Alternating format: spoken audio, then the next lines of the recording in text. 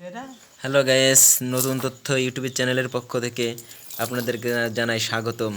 প্রিয় বন্ধুরা, আপনারা দেখতে পাচ্ছেন এখানে মাছ ধরার জন্য জাল বোনা হচ্ছে।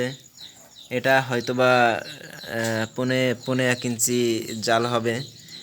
আপনারা জানেন প্রতি বছর এই সময় পানি হয়, বিলে খালে সব জায়গাতে পানি হয়। পানি হওয়ার পরে সেখানে অনেক ছোট ছোট মাছ তারপর আস্তে আস্তে বড় হয়, সেগুলো জাল দিয়ে ধরা হয়। আর এইগুলোই আমরা সকলে খেয়ে বেঁচে থাকি। বন্ধুরা, আপনারা জানেন যে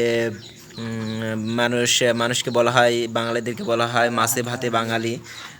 আজকে দেখেন সেই মাছ খাওয়ার জন্যই এখানে জাল বোনা হচ্ছে।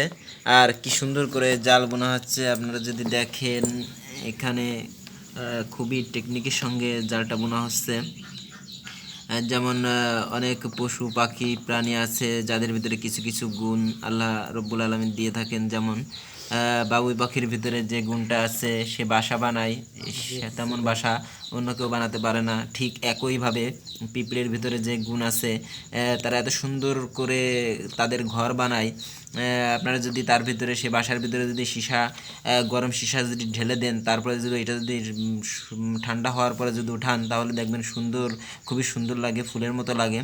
ঠিক একইভাবে মানুষের ভিতরে গুণ দিয়ে আছে। দেখেন এই টেকনিকে জাল কিভাবে বোনা হচ্ছে, খুবই সুন্দর সুন্দর হচ্ছে না জাল সুন্দর হচ্ছে। এই যে যে চারাগুলো দেখছেন, এটা যদি দেয়া থাকে তাহলে জালের দৈর্ঘ্যটা নিচের দিকে ওজন বৃদ্ধি করে।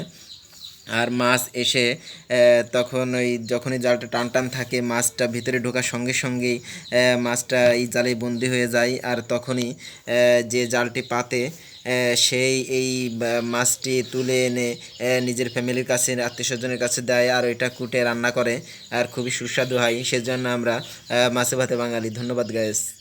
যদি ভিডিওটি ভালো লেগে থাকে তাহলে লাইক, কমেন্ট, শেয়ার করুন আর সবার কাছে শেয়ার করে দিন।